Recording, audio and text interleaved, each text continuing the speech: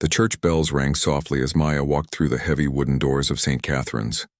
Her black dress felt uncomfortable, but not as uncomfortable as the feeling in her stomach.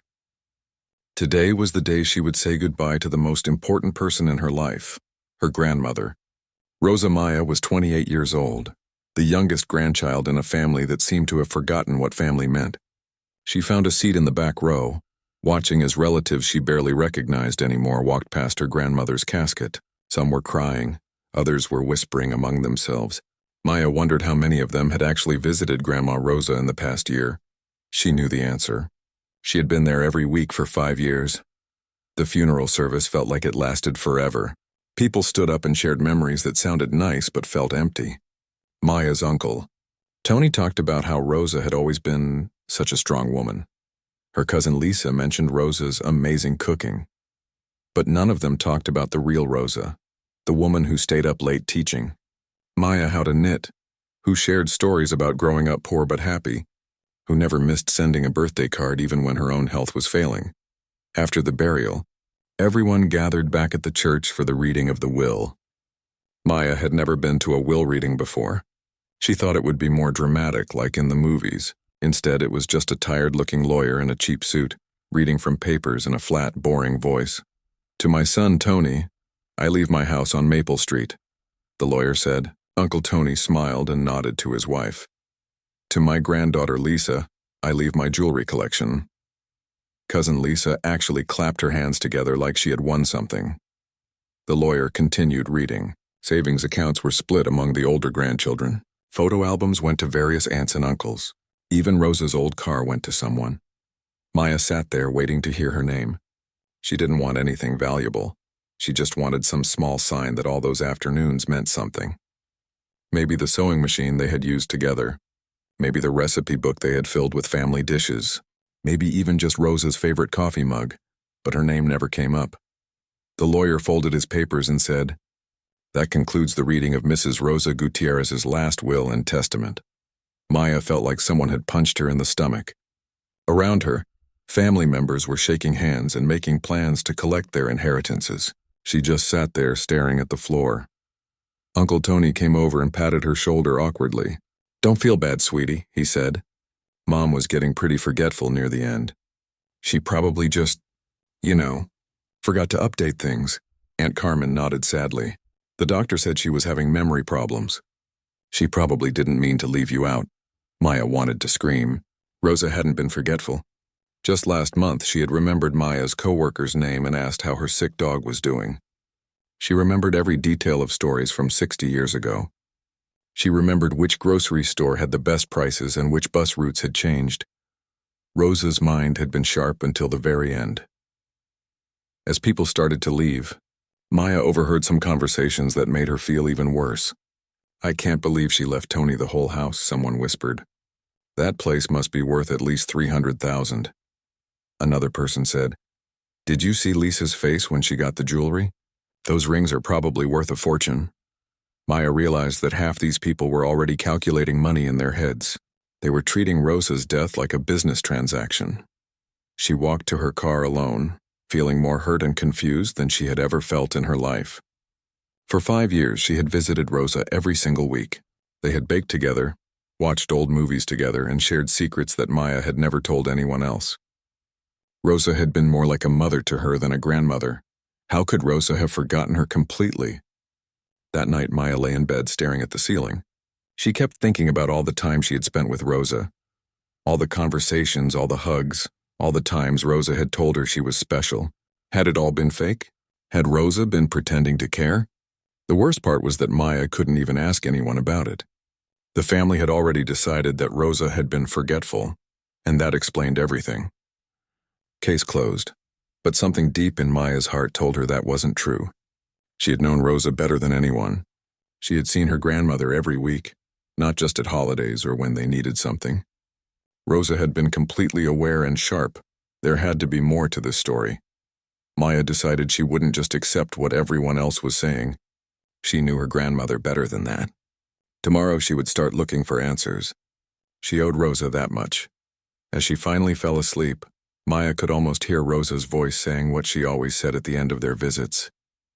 "Remember, mija, Things aren't always what they seem. Sometimes you have to look a little harder to find the truth. The week after the funeral felt like the longest week of Maya's life. She kept expecting Rosa to call her like she always did on Tuesday evenings, just to chat about her day.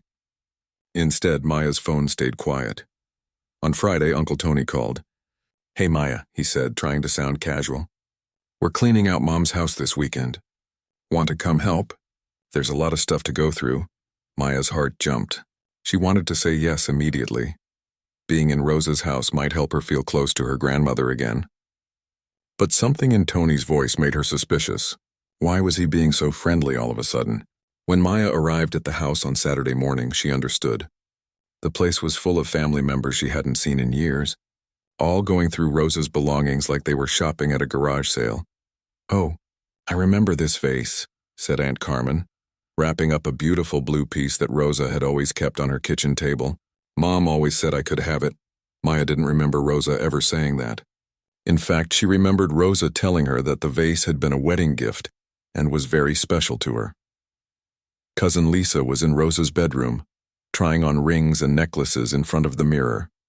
"This one brings out my eyes," she said to her husband. "And this bracelet will go perfect with my new dress." Maya felt sick watching Lisa treat Rosa's jewelry like costume accessories from a store. "Maya." Uncle Tony called from the living room. "Can you help us with some of this heavy stuff?" But when Maya went to help, she realized they just wanted her to carry boxes to their cars. They weren't asking her opinion about anything. They weren't letting her keep any memories. The worst part was how they talked about Rosa when they thought Maya wasn't listening. "I still can't believe she left you the whole house." Aunt Carmen whispered to Tony. "What are you going to do with it?" "Sell it, obviously," Tony whispered back. "The market is good right now. I should get at least $350 for it, maybe $400. And what about all this furniture?" "Whatever we don't want, we'll donate or throw away." "Most of it is pretty old anyway." Maya wanted to cry. Rosa had loved this house. She had lived here for 40 years, had raised her children here, had made thousands of memories in every room, and Tony was already planning to sell it like it meant nothing. Later that day, Maya was in the kitchen packing dishes when Aunt Carmen came over with a sympathetic look on her face. "You know, honey," Carmen said softly, "I hope you're not taking this will thing too personally. Your grandmother loved you very much. We all know that. Then why didn't she leave me anything?" Maya asked. "Not even something small?" Carmen sighed and looked around to make sure no one was listening. "Between you and me, I think Mom was more confused than she let on. You know how proud she was. She would never admit if she was having problems. But the last few times I talked to her, she seemed different." Maya frowned. "Different how?" "Just scattered, like she couldn't keep track of things. And she kept asking the same questions over and over." Carmen patted Maya's hand. "I think when she made this will, she just wasn't thinking clearly. She probably meant to include you but forgot." This didn't sound right to Maya at all. She had spent more time with Rosa than anyone, and her grandmother had been sharp as a tack. Just 2 weeks before she died, Rosa had helped Maya balance her checkbook and had caught a mistake that Maya had missed. But every family member she talked to had the same story. Rosa had been getting forgetful. Rosa had been not quite herself. Rosa had probably meant to update her will but ran out of time. By the end of the day, Maya started to wonder if she was wrong. Maybe she had been so close to the situation that she couldn't see what everyone else could see. Maybe Rosa really had been having problems that Maya had missed. But then something happened that changed everything. Maya was helping clean out Rosa's sewing room, the place where they had spent so many happy hours together. Uncle Tony had asked her to pack everything up since he didn't know what any of that sewing stuff was for anyway. As Maya carefully folded Rosa's quilts and sorted through spools of thread, she felt overwhelmed by memories. This room smelled like Rosa's perfume and the lavender sachets she kept in all her drawers. The afternoon light came through the window exactly the same way it always had. "Take your time in there," Tony called from the hallway. "But remember, we need to have everything out by next week. The real estate agent wants to show the house clean." Maya sat in Rosa's old sewing chair and looked around the room. Rosa had taught her to embroider in this chair. They had worked on a quilt together for Maya's bed. Rosa had shared stories about her childhood, while her hands worked on intricate patterns that seemed to create themselves. How could someone who could do such detailed, careful work be forgetful and confused? As Maya packed the last of Rosa's sewing supplies, she noticed something strange about Rosa's old sewing table. The wood looked different in one spot, like there might be a secret compartment or hidden drawer. Maya had always loved mysteries, and Rosa had always encouraged her curiosity. "Never accept things at face value, mija," Rosa used to say. Always look deeper. Maybe it was time to start looking deeper.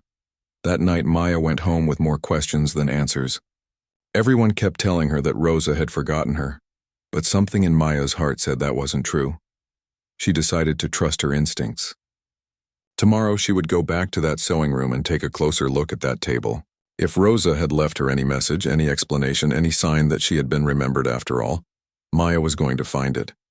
Sometimes the truth is hidden in the places where love lived strongest. 3 weeks had passed since Rosa's funeral, and Maya still couldn't shake the feeling that something wasn't right. Every night she lay awake thinking about her grandmother's sharp mind and loving heart. The woman who had remembered Maya's first day at every new job, who never missed sending a card for every small achievement, who could recite family recipes from memory. That woman wouldn't just forget her favorite granddaughter. Maya had called Uncle Tony twice, asking if she could go back to the house one more time. She told him she wanted to make sure they hadn't missed anything important in the sewing room. Tony seemed annoyed by the request. "Maya, we went through everything already," he said. "There's nothing valuable in there. Just old fabric and sewing stuff. The donation truck is coming tomorrow to pick up whatever's left. Please," Maya said, "just give me an hour. I promise I'll be done before the donation people come." Tony sighed loudly.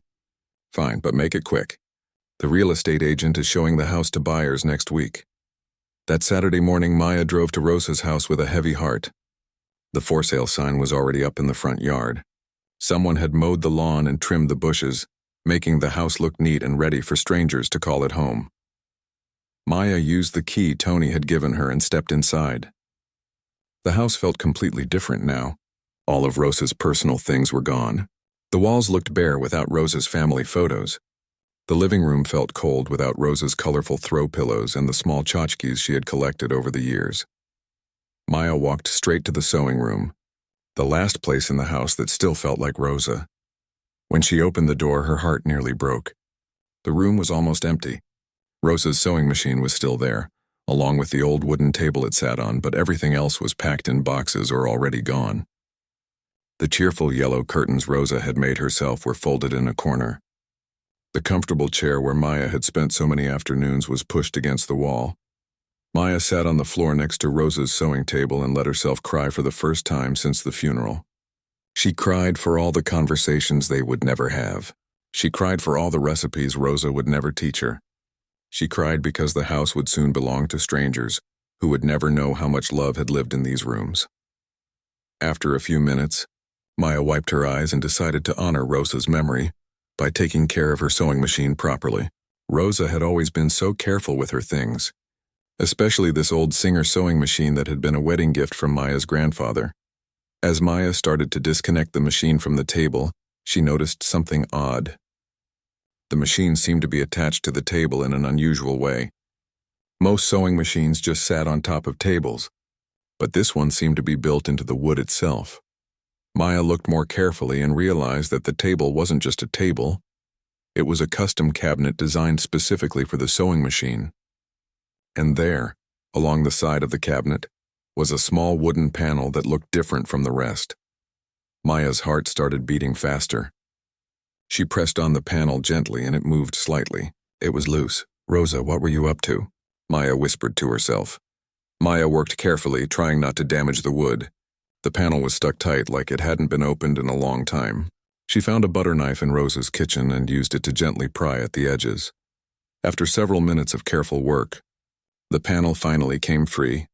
Behind it was a small hidden compartment, just big enough to hold a few important items. Maya's hands were shaking as she reached inside. The first thing she found was a small wooden box, the kind Rosa used to keep special buttons and lace trim. But when Maya opened it, it didn't contain sewing supplies. Instead, there was an envelope with Maya's name written on it in Rosa's beautiful handwriting. Maya stared at the envelope for a long moment. afraid to open it. Part of her was excited. Maybe this was proof that Rosa hadn't forgotten her after all. But another part of her was scared. What if the letter said goodbye? What if it explained why Rosa had left her out of the will? Maya took a deep breath and carefully opened the envelope. The letter was written on Rosa's favorite stationery, cream-colored paper with tiny pink roses around the edges. "My dearest Maya," the letter began, and Maya's eyes immediately filled with tears. "If you are reading this, it means my plan worked and you found what I could not trust to lawyers or family members who stopped caring about our family long ago." Maya's hands began to shake. What plan? What was Rosa talking about? I have been watching our family for the past few years and I have seen things that broke my heart. I saw how people only called me when they needed money. I saw how they only visited when they wanted something. I saw how they talked about my house and my belongings like I was already gone. Maya kept reading, her heart pounding. "But I also saw you, my sweet granddaughter, coming to visit me every single week not because you had to, but because you wanted to. I saw you listen to my stories even when you had heard them 100 times before. I saw you help me with my groceries and my medications without ever asking for anything in return." Maya was crying now, but she kept reading. "You are the only one who loved me for who I am, not for what I might leave behind. You are the keeper of our family's true heart, and that is why I had to be very careful about how I handled my affairs." The letter continued. 3 months ago, I became suspicious that some family members were more interested in my money than in my health. I heard conversations I was not supposed to hear. I saw people looking at my things with dollar signs in their eyes, so I decided to protect what matters most. Maya couldn't believe what she was reading. "I have hidden my most important possessions and documents in places that are meaningful to us, places where we shared our happiest memories together. This letter will start you on a journey to find what I really wanted to leave you." Rosa had created some kind of treasure hunt. The lawyers have the official will, but that document only covers the things I wanted certain people to have. The things that truly matter. The things that represent a lifetime of love and hard work. Those are hidden safely, waiting for the only person who deserves them. At the bottom of the letter was what looked like the first clue. Where we fed the ducks and shared our dreams, you'll find the key to bigger things. Look for the heart carved in the old oak tree. Maya read the letter 3 more times, trying to make sure she understood correctly. Rosa hadn't forgotten her at all. Rosa had been planning this. But why all the secrecy? Why not just change the official will? As Maya thought about it, she started to understand. If Rosa had left everything to Maya in the official will, the family would have been angry and maybe even tried to contest it. They would have claimed Rosa wasn't thinking clearly or that Maya had manipulated her. But this way, Rosa could give the family what they expected while secretly ensuring that Maya got what she truly deserved. Maya carefully folded the letter and put it in her purse. She looked around the sewing room one more time, seeing it with completely new eyes. Rosa hadn't been confused or forgetful at all. She had been planning the most elaborate and loving gift in the history of their family. Maya stood up, feeling more hopeful than she had in weeks. She had a treasure hunt to begin. "I'm coming, Grandma," she whispered. "I'll find whatever you left for me." Maya sat in her car outside Rosa's house holding the letter with trembling hands. She read it again and again, each time discovering new details that made her heart race with excitement and disbelief. The letter was dated just 6 months before Rosa's death, which meant her grandmother had been planning this secret treasure hunt, while everyone thought she was getting forgetful. Maya almost laughed thinking about how clever Rosa had been. Maya drove straight to her apartment and spread the letter out on her kitchen table under the bright light. She wanted to study every word, every clue, every hint that might lead her to whatever Rosa had hidden. The first part of the letter revealed things about the family that Maya had suspected, but never wanted to believe.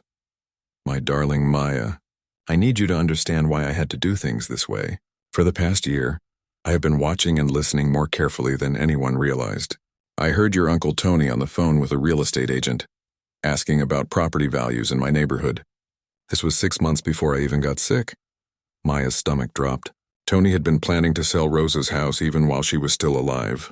"I heard your Aunt Carmen tell her friend that she hoped I would make smart decisions about my jewelry before it was too late. I saw your cousin Lisa take pictures of my rings when she thought I wasn't looking." Maya remembered that day. Lisa had said she was taking photos to remember Rosa's style, but now Maya realized Lisa had probably been documenting valuable pieces for herself. The final straw came when I overheard Tony and Carmen talking in my kitchen. They thought I was napping, but I heard every word. Tony said, "We need to make sure Mom doesn't do anything stupid with her money. Some old people give everything to churches or charities." Carmen agreed and said they should keep a closer eye on her finances. Maya felt angry and sad at the same time. How could they have talked about Rosa like she was a problem to be managed? That night I made a decision. I would not let people who saw me as a bank account inherit the life I had built. But I also knew I had to be very smart about it. The letter went on to explain Rosa's incredible plan. I spent the next 3 months quietly liquidating my most valuable assets. I sold stocks that no one knew I had. I cashed in savings bonds that I had been collecting for decades. I even sold some jewelry pieces and replaced them with good-looking copies so no one would notice the difference. Maya's eyes widened. Rosa had been living a secret double life as a master planner. I worked with a different lawyer in the next town, someone our family didn't know. Together, we created a legal way for me to transfer my real wealth to you before I died, so it would never go through probate court. The will that everyone heard was real, but it only covered the things I wanted them to have. Maya realized that Rosa's official will had been like a magician's trick. It made everyone look at one thing while the real magic happened somewhere else. I chose to hide everything in places that are special to our relationship because I wanted this to be more than just an inheritance. I wanted it to be a celebration of all the love we shared. Every location I chose represents a happy memory we made together. Maya's eyes filled with tears as she read the next part. You see, my sweet granddaughter, I learned something important in my 83 years of life. The people who love you for who you are will always find you no matter where you hide. But the people who only love what you can give them will never look past the surface. Maya thought about how none of the other family members had bothered to carefully go through Rosa's sewing room. They had seen old fabric and buttons and decided nothing valuable could be hidden there. But Maya had looked with love, not greed. And that had made all the difference. The letter continued with more details about Rosa's plan. I have hidden documents and treasures in 7 different locations around our town. Each place holds part of the puzzle, and each clue will lead you to the next. You will need to visit all 7 locations to get the complete picture of what I am leaving you.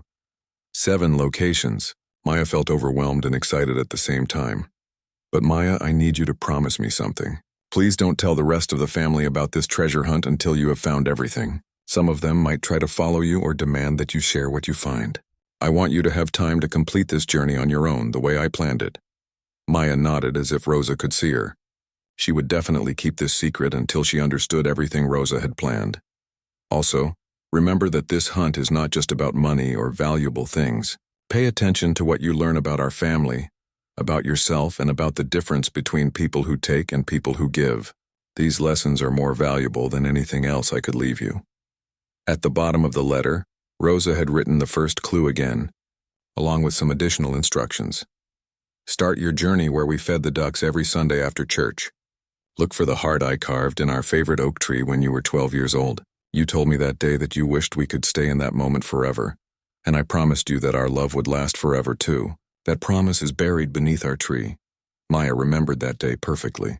She had been going through a difficult time at school, and Rosa had taken her to Memorial Park to feed the ducks and talk about life.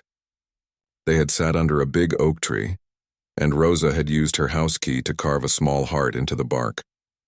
Now our love will always have a place to live, Rosa had said that day. Maya had completely forgotten about the carved heart until this moment. The letter ended with words that made Maya cry happy tears. My darling girl, you have been the light of my life for 28 years. You visited me when others forgot I existed. You listened to my stories when others were too busy. You loved me when I was healthy and when I was sick, when I was happy and when I was sad. You are everything I could have hoped for in a granddaughter. This treasure hunt is my final gift to you, but more than that, it is my proof that real love always finds a way to survive. Follow the clues, trust your heart, and remember that your grandmother's love for you is buried in every place we ever shared joy together. All my love, now and forever, Grandma Rosa. Maya folded the letter carefully and held it against her heart. For the first time in weeks, she felt truly happy. Rosa hadn't forgotten her. Rosa had loved her so much that she had created an elaborate, secret plan to make sure Maya would be taken care of. But more than that, Rosa had turned her inheritance into an adventure, a final series of shared experiences that would let them spend time together one more time. Even though Rosa was gone, Maya looked at the clock. It was still early in the day, and Memorial Park was only a 20-minute drive away. "Okay, Grandma," Maya said out loud. "Let's go find that heart." Maya drove to Memorial Park with butterflies dancing in her stomach. She felt like a kid on Christmas morning, excited and nervous about what she might find. The park looked exactly the same as it had when she and Rosa used to visit. Every Sunday after church, she parked near the duck pond and walked toward the cluster of oak trees, where she and Rosa had spent so many peaceful afternoons. Maya tried to remember which tree had been their favorite, but they all looked similar after so many years. Then she saw it, a slightly smaller oak tree set apart from the others, with a perfect view of the pond. Maya's heart started beating faster as she approached it. She walked around the entire trunk looking carefully at the bark. At first, she didn't see anything unusual. The tree had grown a lot in the 16 years since that day, and the bark was thicker and rougher than she remembered. Just when Maya was starting to worry that she had the wrong tree, she found it. About 4 feet up from the ground, barely visible under layers of new bark growth, was the outline of a small heart. Maya traced it with her finger, remembering Rosa's gentle hands carving it so carefully. "Now what, Grandma?" Maya whispered. She looked around the base of the tree, pushing aside fallen leaves and small branches. At first, she didn't find anything. But then on the side of the tree facing away from the main path, Maya noticed that the ground looked different. The soil was slightly raised, like something had been buried and the earth had settled over it. Maya looked around to make sure no one was watching, then began digging carefully with her hands. About 6 inches down, her fingers hit something hard and smooth. It was a small waterproof container, the kind people use for camping. Maya's hands were shaking as she opened it. Inside were several items that made her gasp with surprise. First, there was a bundle of savings bonds, more than she had ever seen in one place. Maya counted quickly and realized they were worth at least $50,000. Underneath the bonds was another envelope with her name on it, and a small brass key attached to a chain. Maya opened the envelope and found another letter from Rosa. "My clever granddaughter, you found the first treasure. I am so proud of you. The savings bonds in this container are just the beginning. I have been buying these bonds for you since you were born, adding a few every year when I could afford it. They represent 28 years of my love for you, growing with interest." Maya wiped tears from her eyes as she kept reading. "The brass key will be important later in your journey, but first you need to find the second location. Do you remember where we used to go when you had trouble sleeping as a little girl? I would take you to the place where stories lived on shelves, and we would read together until you felt calm and happy again. Look for the section where fairy tales and folk tales wait patiently for children to discover them." Maya smiled through her tears. Rosa was talking about the public library. When Maya was little, she used to have nightmares, and Rosa would take her to the children's section of the library. They would sit in the big, comfortable chairs and read story after story until Maya felt safe and sleepy. Maya carefully put everything back in the container and buried it again. She would come back for it later. Right now, she needed to follow the treasure hunt to its end. The drive to the public library took 15 minutes. Maya felt like she was traveling through her own childhood, visiting places that held so many precious memories with Rosa. The library hadn't changed much over the years. It still had the same tall windows and the same smell of old books and fresh coffee from the little cafe in the corner. Maya walked straight to the children's section, where she and Rosa had spent countless hours together. The fairy tale section was exactly where it had always been, along the back wall near the reading nooks with the soft chairs. Maya started looking through the books, not sure what she was supposed to find. Then she remembered how Rosa used to pull books from the shelf to create a private little space where they could read together. Maya started removing books one by one, looking behind them. Behind a collection of Brothers Grimm fairy tales, Maya found a small envelope taped to the back of the shelf.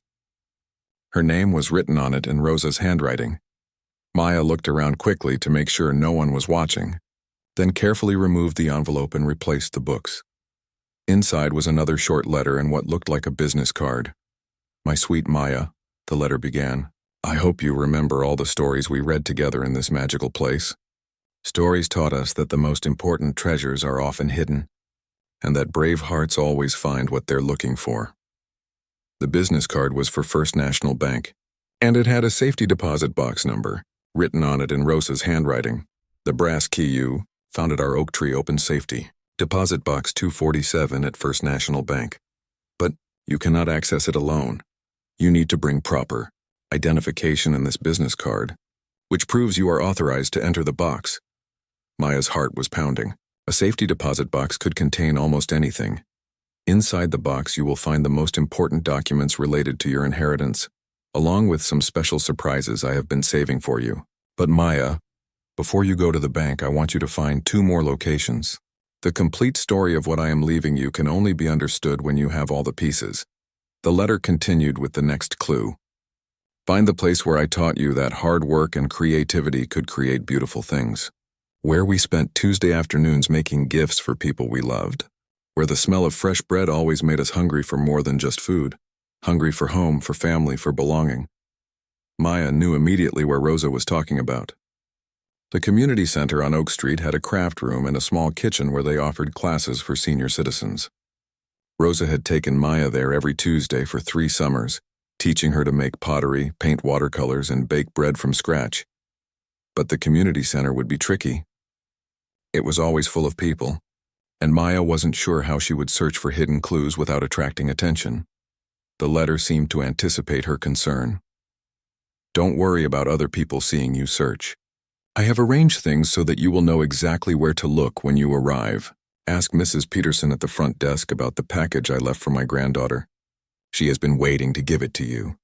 Mrs. Peterson. Maya remembered her. A sweet older woman who had always been kind to her and Rosa. She was probably retired by now, but maybe she still volunteered at the center. Maya felt overwhelmed by the complexity of Rosa's plan. Her grandmother had thought of every detail, prepared for every possibility, and arranged everything months in advance. It was like Rosa had created an elaborate puzzle that only Maya could solve. As Maya left the library, she realized that this treasure hunt was giving her something even more valuable than money or possessions. It was giving her one final adventure with Rosa, one last chance to feel her grandmother's love and care surrounding her. Every clue led to a place where they had been happy together. Every location brought back memories of laughter, learning, and love. Rosa wasn't just leaving Maya an inheritance.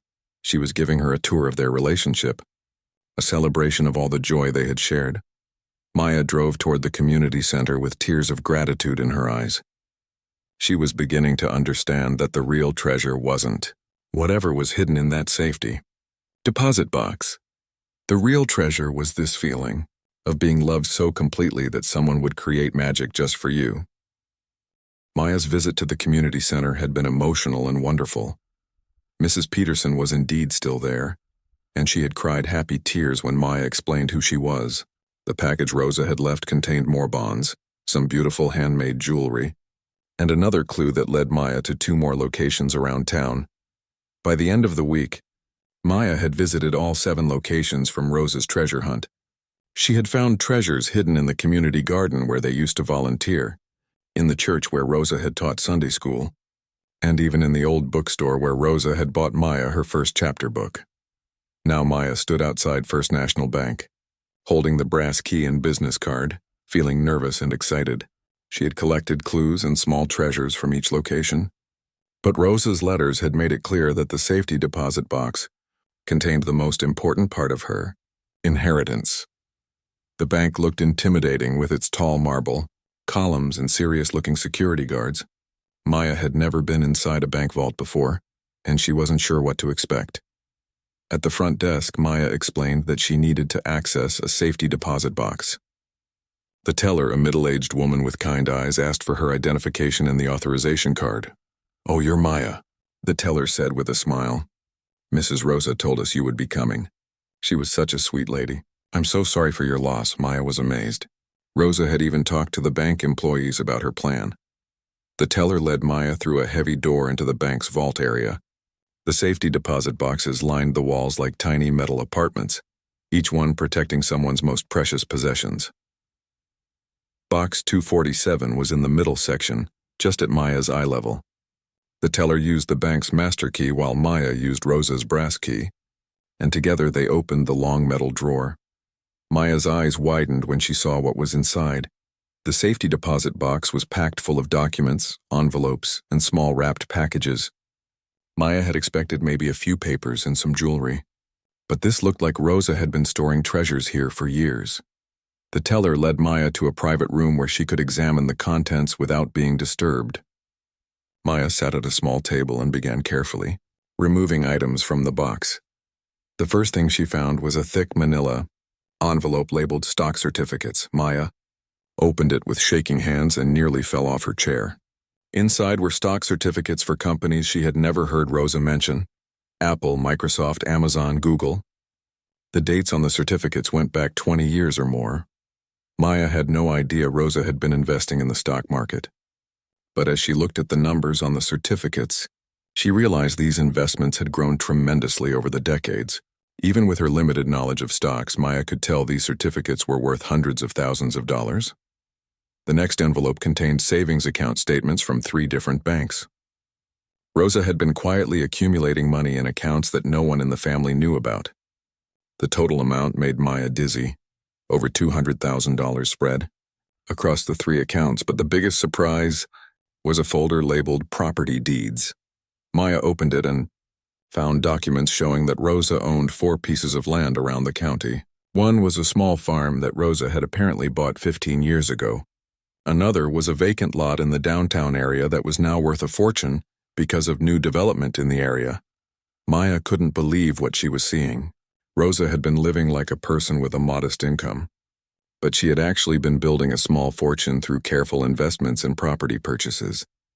In the bottom of the safety deposit box, Maya found the most precious item of all, a small leather journal with "For Maya" written on the cover in Rosa's handwriting. Maya opened the journal and immediately started crying. Inside were hundreds of entries, each one dated, each one about Maya. Rosa had been documenting their relationship for years. March 15th. Maya came to visit today and helped me plant tomatoes in the garden. She was so patient when I forgot where I put the seeds. She finds joy in simple things just like her grandfather did. June 3rd. Maya's graduation from college. I am so proud of her. She worked 2 jobs to pay for school, but she never complained. She has the strongest spirit of anyone in our family. September 22nd. Maya brought me soup when I had the flu. She stayed all afternoon even though I told her she would get sick too. She said family takes care of family, no matter what. She is going to be a wonderful mother someday. Maya flipped through page after page of entries. Rosa had documented every visit, every conversation, every small kindness Maya had shown her. It was like reading a love letter that had been written over the course of decades. But the entries from the past year revealed something that broke Maya's heart and made her proud at the same time. October 10th.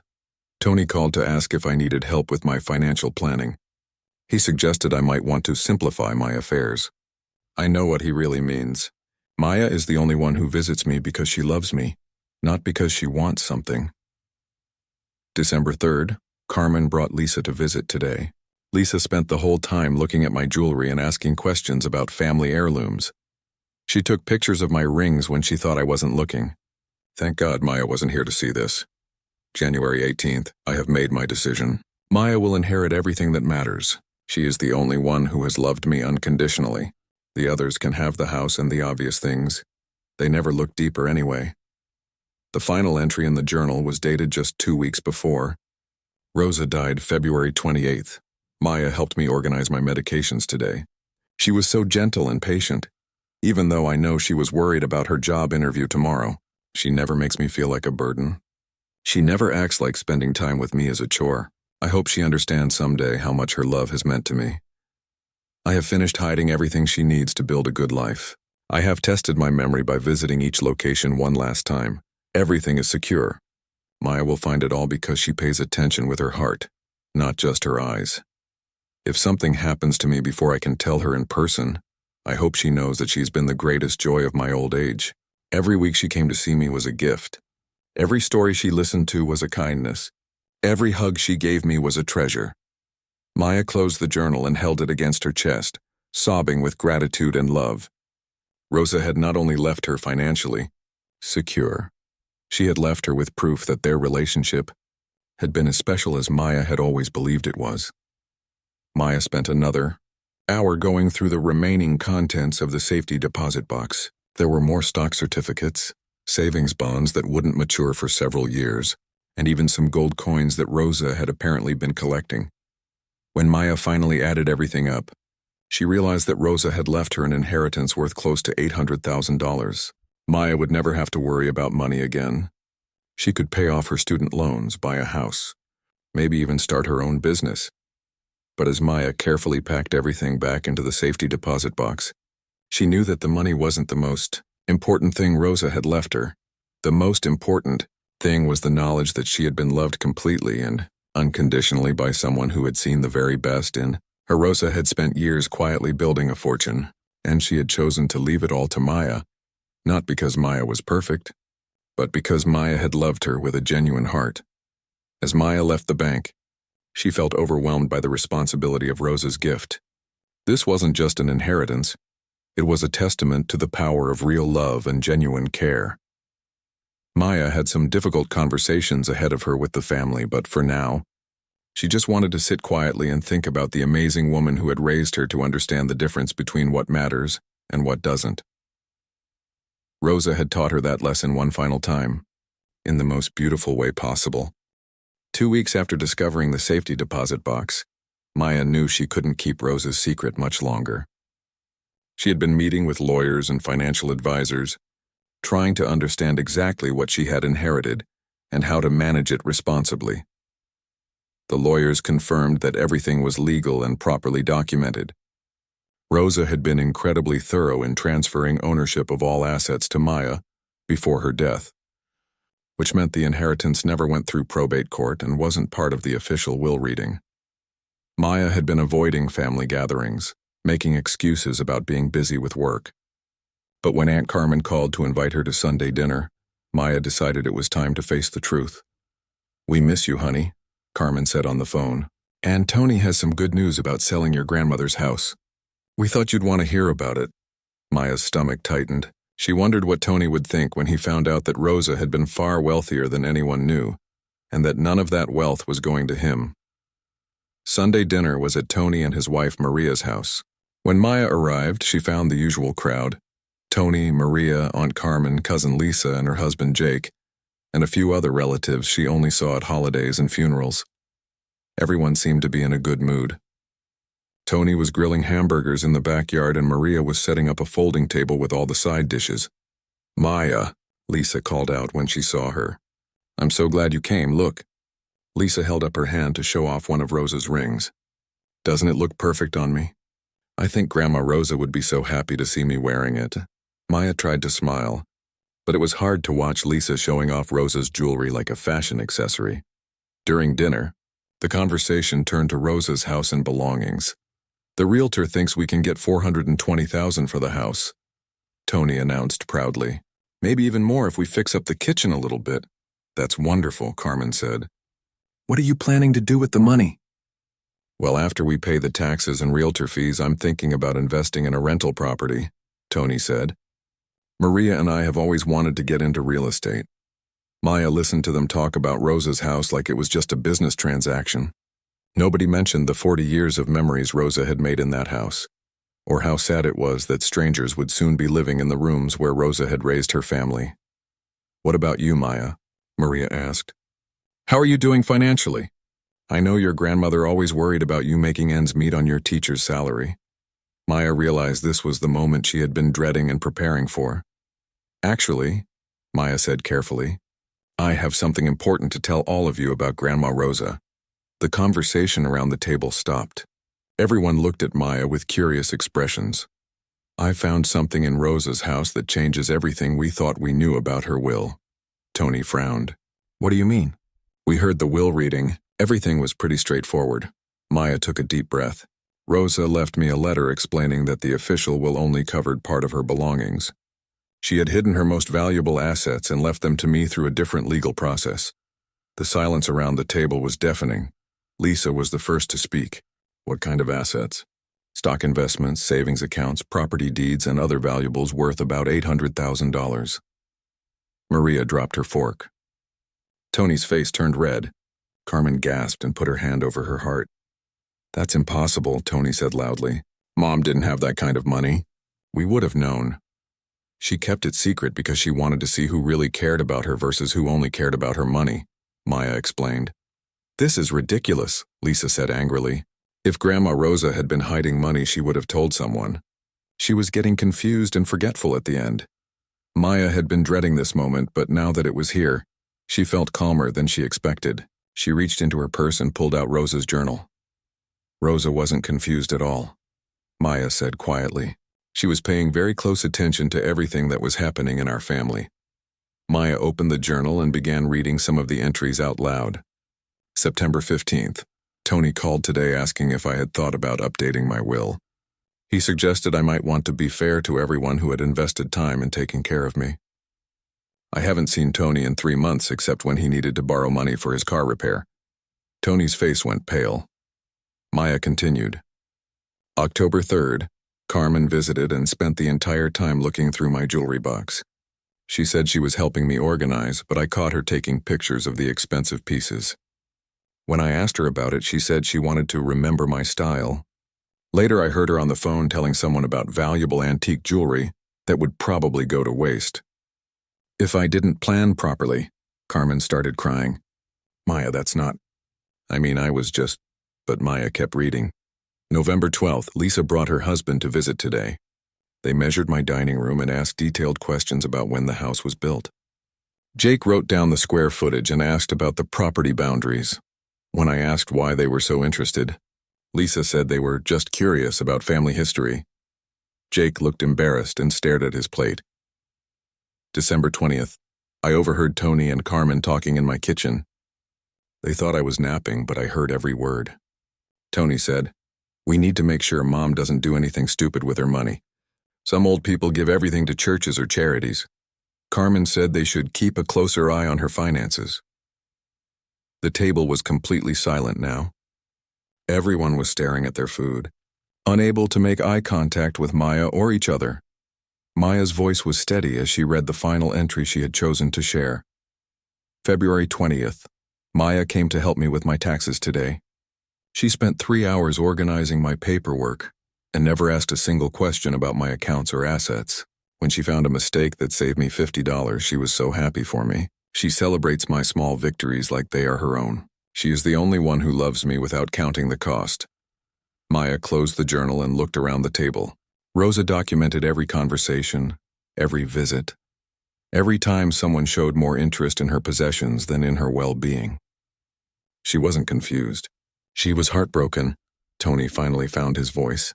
"Even if that's all true, it's not fair for you to get everything. We're family too." "You're right," Maya said. "You are family, and Rosa left you exactly what she thought you deserved, based on how you treated her." Carmen was still crying. "We did care about your grandmother, Maya. Maybe we weren't perfect, but we loved her." Maya felt a moment of sadness for her aunt, but she thought about all the lonely evenings Rosa had spent waiting for phone calls that never came. "Rosa left you the house, the furniture, the jewelry, and the savings accounts that everyone knew about," Maya said. "That's worth almost $500,000 total. She made sure you were all taken care of. But why did she leave you so much more?" Maria asked. Maya thought about how to answer that question honestly without being cruel. "Because I was the only one who visited her every single week for 5 years. Not because I had to, but because I wanted to. Because I listened to her stories even when I had heard them before. Because I helped her with groceries and medications and doctor's appointments without ever asking for anything in return." Maya paused, then continued. "Because when she was lonely, I kept her company. When she was scared about getting older, I reminded her how strong she was. When she felt forgotten by the world, I made sure she knew she mattered to me." The truth hung in the air like a heavy cloud. Everyone at the table knew Maya was right, even if they didn't want to admit it. Lisa was the first to get angry. "So you think you're better than us? You think you deserve more because you played the part of the perfect granddaughter?" Maya looked at Lisa sadly. "I didn't play a part, Lisa. I genuinely loved spending time with Rosa. Every week I visited her was a gift to me, not a chore I had to do. Tony stood up from the table. Well, congratulations, Maya. I hope you're happy with your prize for being such a saint. As the family members started to leave the dinner early, making angry comments and slamming doors, Maya felt sad but not guilty. She had learned something important from Rosa's final lesson. You can't make people understand love if they've only ever thought about it in terms of what they can get from it. But Maya also felt grateful. Rosa had given her one last gift, the knowledge that their relationship had been as special and genuine as Maya had always believed it was. Some treasures are worth more than money. Some inheritances are measured in love, not dollars. Rosa had made sure Maya inherited both.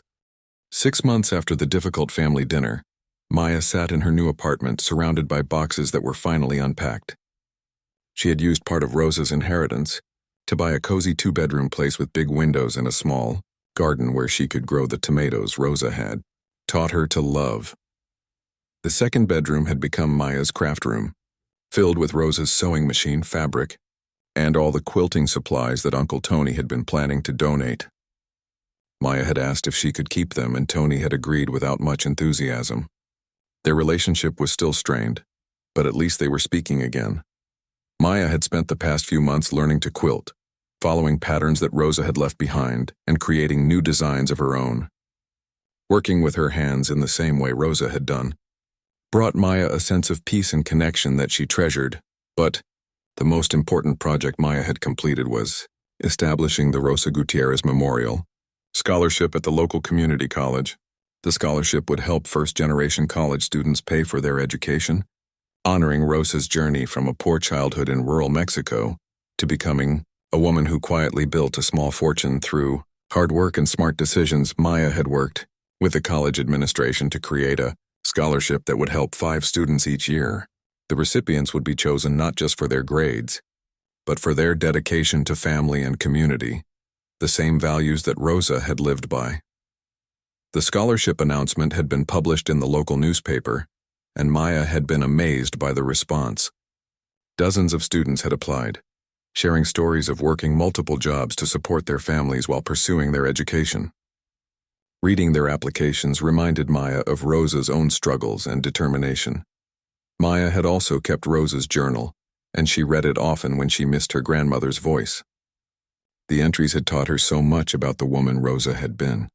Not just the loving grandmother Maya remembered, but a sharp, observant person who had understood human nature better than anyone gave her credit for. One evening, as Maya was working on a quilt that combined Rosa's traditional patterns with her own modern touches, she heard a knock at her door. She was surprised to find Aunt Carmen standing on her doorstep, holding a small wrapped package. "Hi, Maya," Carmen said nervously. "I hope it's okay that I came by. I got your address from your mother." Maya invited Carmen inside, feeling curious but cautious. They hadn't spoken much since the difficult dinner 6 months ago. "I brought you something," Carmen said, handing Maya the package. "I found it when I was cleaning out some old boxes, and I thought you should have it." Maya unwrapped the package and found a small photo album she had never seen before. The cover was decorated with hand-drawn flowers and the words "Maya's First Years," written in Rosa's beautiful handwriting.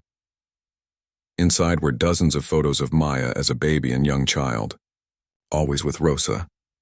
There were pictures of Maya's first steps, first birthday, first day of school, and Rosa was in every single one, beaming with pride and love. "Your grandmother made this album when you were about 5 years old," Carmen explained. "She showed it to me once and said that you were the light of her life from the moment you were born." Maya's eyes filled with tears as she turned through the pages. She had seen some of these photos before, but many of them were new to her. In every picture, Rosa looked at Maya like she was the most precious thing in the world. "Maya," Carmen said softly, "I owe you an apology. These past months I've been thinking a lot about what you read from your grandmother's journal, and I realized that most of it was true." Maya looked up from the photo album, surprised by her aunt's honesty. "I did get too focused on your grandmother's possessions instead of just enjoying time with her," Carmen continued. "I was worried about my own financial future, and I let that worry turn into something ugly. I'm not proud of how I acted." Carmen wiped her eyes with a tissue. But I want you to know that I did love your grandmother, even if I didn't show it in the right way. And I'm glad she left everything to you. You were the one who really took care of her." Maya felt a weight lift from her heart. She had missed having a relationship with Carmen, who had always been her favorite aunt before things got complicated. "I loved her too, Aunt Carmen," Maya said, "and I know you did in your own way.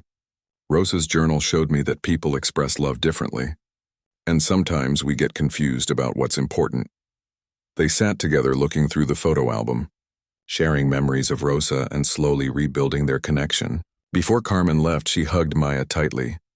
"Your grandmother would be so proud of what you're doing with the scholarship," Carmen said. "She always said that education was the one thing nobody could ever take away from you." After Carmen left, Maya sat in her craft room, working on her quilt and thinking about how much her life had changed. The inheritance had given her financial security, but more importantly, it had taught her profound lessons about love, family, and what really matters in life. Maya had learned that genuine love is patient and consistent. It shows up every week, not just when it's convenient. It listens to the same stories, over and over, because it understands that sharing memories is how people stay connected to what matters most. She had also learned that some family relationships can be repaired with honesty and time, while others may never be the same. Uncle Tony and Cousin Lisa were still angry and distant, but Maya had made peace with that. Not everyone is ready to examine their own behavior or apologize for their mistakes. The most important thing Maya had learned was that Rosa's love for her had been real, deep, and intentional. The treasure hunt hadn't just been about money. It had been Rosa's way of spending time with Maya one last time, sharing adventures and creating final memories together. Every evening, when Maya sat in her craft room working on quilts, she felt Rosa's presence with her. Sometimes she would talk to Rosa out loud, sharing news about her day or asking for advice about which colors to use in a pattern. Maya had also started volunteering at the senior center, teaching a beginning quilting class for older adults. Many of her students reminded her of Rosa, sharp, funny, full of stories, and sometimes a little lonely for family members who had gotten too busy to visit. Regularly, teaching quilting had become Maya's way of honoring Rosa's memory while also making sure that other older adults felt valued and connected. It was her way of passing on the love that Rosa had given her. 1 year after Rosa's death, Maya visited the oak tree in Memorial Park where the treasure hunt had begun. She brought fresh flowers and sat under the tree, reading Rosa's journal and remembering all the Sunday afternoons they had spent in this exact spot. "Thank you, Grandma," Maya whispered to the wind. "Thank you for teaching me what love looks like. Thank you for showing me that the best inheritances aren't things you can hold in your hands. They're lessons you carry in your heart." Maya had learned that real wealth isn't measured in bank accounts or property deeds. Real wealth is measured in relationships built on genuine care, in time spent with people who matter, and in the knowledge that you have made a positive difference in someone else's life. Rosa had left Maya financially secure, but more importantly, she had left her with the understanding that love multiplies when you give it away freely and consistently. As Maya walked back to her car, she felt grateful for every lesson Rosa had taught her, both the ones shared during their years together and the final lesson hidden in a sewing room, waiting to be discovered by someone who looked with love instead of greed. Some inheritances last a lifetime. Some treasures grow more valuable with time. Maya carried both with her as she continued building a life that would make Rosa proud.